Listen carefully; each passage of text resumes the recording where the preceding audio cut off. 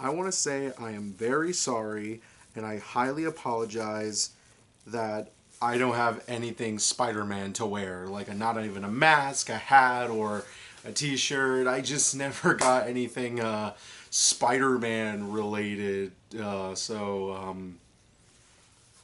wearing red, I guess. This is kind of blue, and this is actually, I think it's a dark, dark blue. I don't know.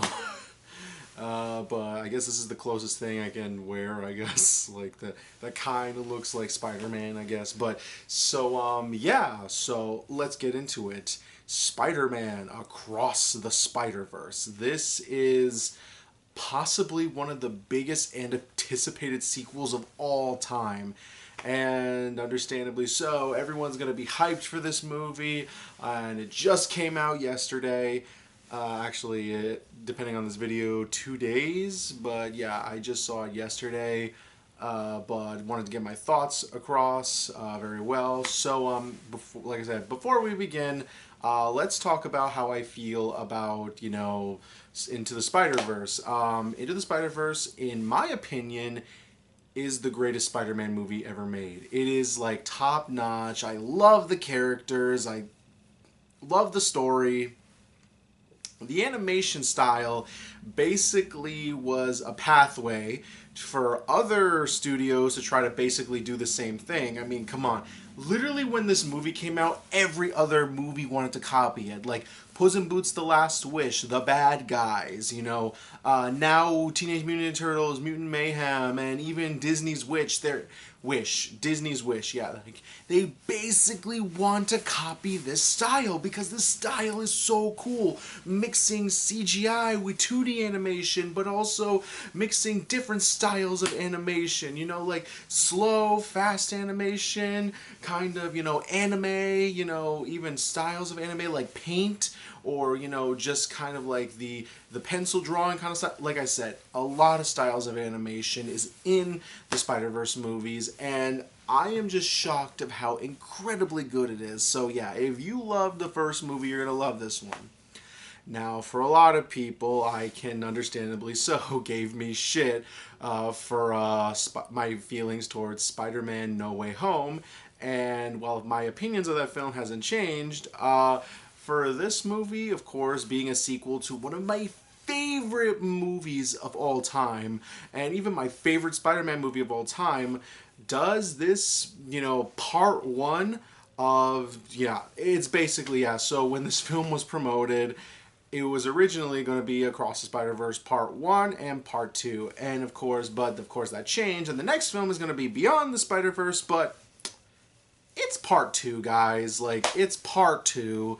I mean, I understand the whole situation where, oh, what about the Pirates films? Like, that basically 2 and 3 were 2 parts. Yeah, but they were 2 different stories, like, for God's sakes. One focused on Dead Man's Chest, and the other focused on the end of the world kind of thing, the end of the battle, which was, to be fair, at the end of the battle, but that clearly didn't fall through with more sequels. And other films, like, Infinity War was originally 2-parter, but then they changed it to Endgame. And I guess it's a similar story, but not really, because yeah, we don't even get a finale, like a giant battle until the end of Endgame. So yeah, like I said, this is a 2-part movie. Across is part 1, and part 2 is Beyond. Quick, settled, finished. I'm just like, so yeah. Across the Spider-Verse, which is part 1 of the next part 2, which is Beyond the Spider-Verse. So what do I feel about Across the Spider-Verse? Yeah, it's just as good. I mean, it's in a way kind of better, to be fair. So I want to tell you right now, I'm not spoiling this movie for you. I'm not even going to put a spoiler-free version of this movie because, in my opinion, this film is going to get a lot, and I mean a lot of people going to go see it. People want to see this movie, but they don't want to get spoiled on anything. And let me tell you, YouTube and Twitter, man, people don't give a shit. They're spoiling that shit like crazy. It's insane, but no. I'm a person who wants to respect you. I am not going to spoil anything on this movie. just see the movie yourself, and you know, you can watch my review, you know, without any problems. So like I said, Across the Spider-Verse. So now let's actually begin with the movie. Okay, so Spider-Man Across the Spider-Verse basically takes place after the first movie. Miles Morales is now currently the Spider-Man of this world, and of course he is friends with Spider-Gwen from another dimension.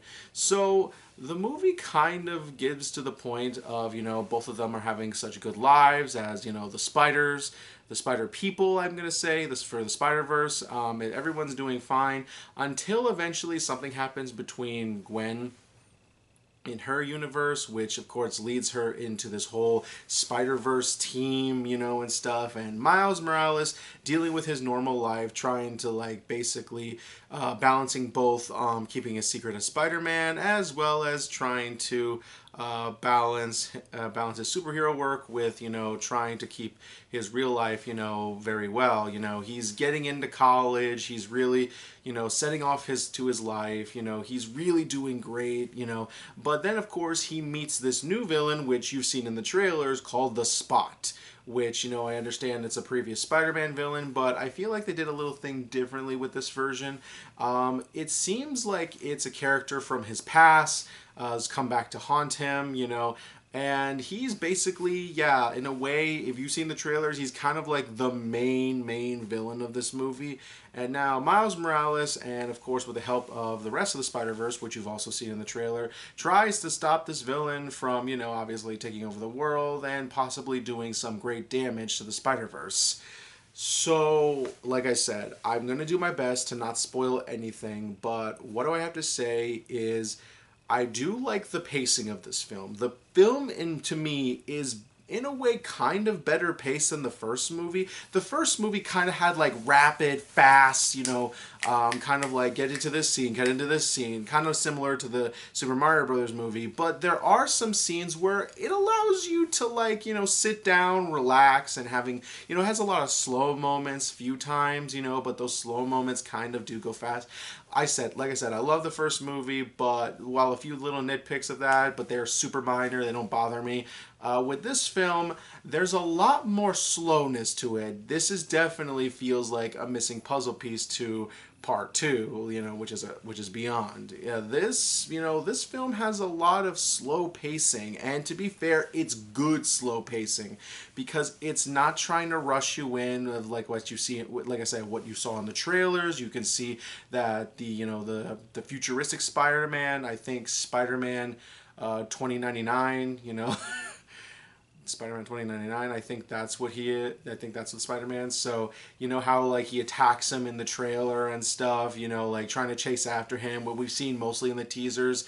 Let me tell you, it takes its time. It takes its time to get there because the movie focuses more on its characters and story, and that is the good thing. This movie's focusing the life of both Miles Morales and, you know, Gwen Stacy, which is Spider-Gwen, you know, like, and, you know, we also see the other Spider-Man. We do a whole lot of things. We do enter the Spider-Verse in some capacity, though we've only entered 2 worlds in this movie, surprisingly, for a movie called Spider-Verse. But to be fair, it does do a payoff with having a lot of Spider-Mans in the movie, and let me tell you, there is a lot of good references in this movie, and also there's a little bit of a sneak, definitely go see this, but there's a little bit of a sneak peek of a villain that's possibly going to appear in the MCU. Yes, they do reference something, and it's what we expected, to be fair, and I feel it's going to be awesome, but we're going to have to wait for when that comes. And yeah, I think a lot of people are wondering, is there a lot of Spider-Man in this movie? And yes, there is a lot of Spider-Man in this movie. Spider-Women, you know, yeah, Spider-Man, Spider-Women, you know, all types of Spider-Man. And I gotta say, like, they don't overstay their welcome. They do only allow a few Spider-Man, you know, and Spider-Women to be in certain scenes, you know, like, to be like in very specific scenes, you know, like, okay, who's this spider person? Who's this spider person? And they introduce, of course, their story just like in the first movie. But what they do with the characters is well done. They basically flesh out their characters, to the point that you kind of understand why they're focused here and why this spider person is focused here. They don't put a lot of, what you saw in the trailers. There's only a couple, like a handful of Spider-Man or Spider-Women, that gets the screen time. And I do love that they all have a balance, but of course the focus is on Miles Morales. I really do like that he is technically the main character. He is the person we're mostly focused on, but surprisingly some of the other Spider people do get a good amount of screen time, but also not only that, we do get a lot of good emotional moments too. I think one of my favorite moments is this moment that Gwen has in her world around the ending of the movie. It's like really, really touching, really beautiful, and yeah, it's just really good. It is so good. I have to say, it's just really touching, really good. This very emotional scene. Like I said, I really love that part. Like I said, no spoilers. So I think a lot of people, and like a lot of people have said, there's a cliffhanger in this movie, and I do want to say this. I kind of figure, I know I'm going to sound like a kind of a prig to this, but to me, it kind of felt like a very minor cliffhanger. Like, I mean, here's the thing. If you're smart enough to catch a lot of cliches, when you reach the finale point and you kind of listen to everything and you're basically paying attention because you enjoy the movie so much, you'll start to wonder when you see the scene go on, you're just like, oh. Oh, yeah, I know. Wait, oh, I know what's going on.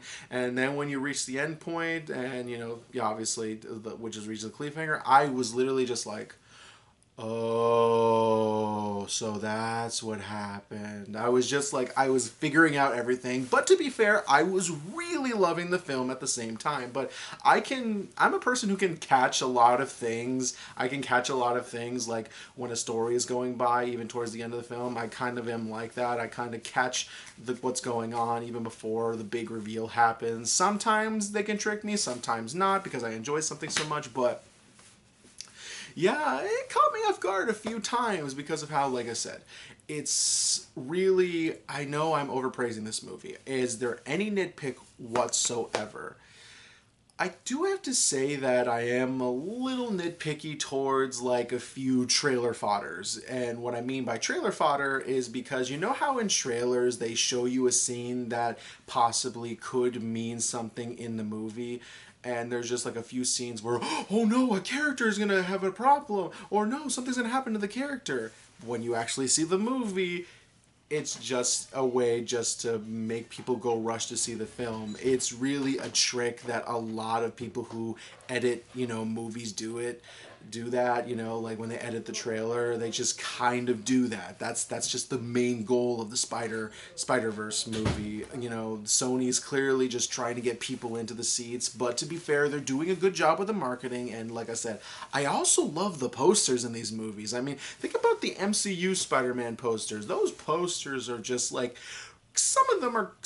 one or two are kind of cool, but then most of them are kind of really lame. I love that the advertisement posters for these movies do take advantage of what you're about to see, but not revealing too much, like I said, but it gets you understand what this movie is going to be about, and it's so cool. Some of them are simplistic, some of them do put in a little detail, but like I said right now, I want to say this: if you have a chance, definitely go see this movie. I understand I'm still kind of on the boat with a lot of people saying like, there might be some people like saying like they love the movie or they didn't really like it as much, or maybe they hate it, or maybe they think of in the fence about it, there's nothing special about it. Like I said, if you liked the first film or you disliked the first Spider-Verse movie, dislike or like, you're going to know what you're going to get when you see the next one. If you're going to go see it or not going to go see it, your choice. But